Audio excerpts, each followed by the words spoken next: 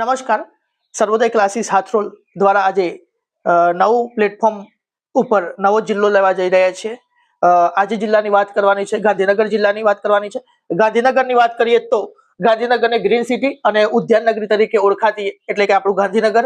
ગાંધીનગરની અંદર વાત કરીએ તો જેનો આરટીઓ પાસિંગ GJ18 છે અને તેની સરહદની વાત કરીએ તો ઉત્તરે મહેસાણા અને સાબરકાંઠા જિલ્લો આવેલો છે. તદ ઉપરાંત વાત કરીએ તો પૂર્વની અંદર અરવલ્લી અને ખેડા જિલ્લો સરહદે અડેલો છે. બીજી વસ્તુ ખાસ યાદ રાખજો, ગાંધીનગર એ દક્ષિણે અમદાવાદમાં આવેલું છે એટલે કે સરહદ અડેલી છે.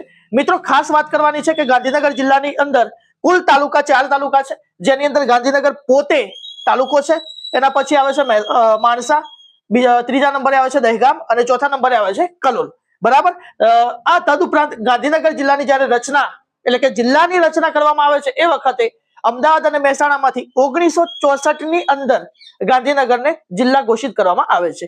ગાંધીનગર જિલ્લો એ ગુજરાત રાજ્યનો 18મા નંબરનો જિલ્લો છે અને એનું સદનસીબ કે 18મો GJ18 એનું પાસિંગ રહી ચૂકેલું છે. બરાબર.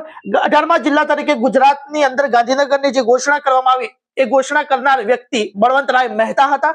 તદ ઉપરાંત વાત કરીએ તો ગુજરાતની અંદર ગાંધીનગર ને પાટનગર બનાવવાની જેમની ઈચ્છા હતી અને જેમને વ્યક્ત કરી કે ગાંધીનગર જ પાટનગર બને એવા મુખ્યમંત્રી હિતેન્દ્રભાઈ દેસાઈ દ્વારા કરવામાં આવેલી છે. તદ ઉપરાંત ગાંધીનગર સેક્ટર 30 ની અંદર એટલે કે 30 સેક્ટરોની અંદર વિભાજિત કરવામાં આવેલું છે. તદ ઉપરાંત ગાંધીનગર એ 57 ચોરસ કિલોમીટર વિસ્તારથી વિસ્તરાયેલું છે.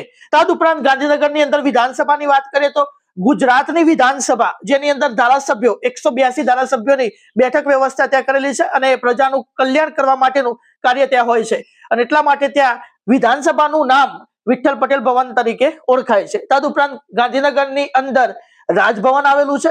ગાંધીનગર જિલ્લાની અંદર ગુજરાતનું સૌથી મોટું ઇન્દ્રોડા પાર્ક પણ આવેલું છે. આ ઉપરાંત ગાંધીનગરની અંદર મહાત્મા મંદિર પણ આવેલું છે, ગાંધી સ્મારક પણ આવેલું છે, સરિતા ઉદ્યાન પણ આવેલું છે, પુનિત વન પણ આવેલું છે. તદ ઉપરાંત ગુજરાતની અંદર એટલે કે ગાંધીનગરની અંદર રાજભવનની સાથે સાથે સ્વર્ણિમ સંકુલ પણ આવેલું છે, જેની અંદર દરેક નાગરિકો અને જે તે રાજ્યના મંત્રીઓનું ત્યાં બેઠક સંચાલન કરવામાં આવે છે અને મુલાકાત લેવી હોય તો સ્વર્ણિમ સંકુલ 1 અને સ્વર્ણિમ સંકુલ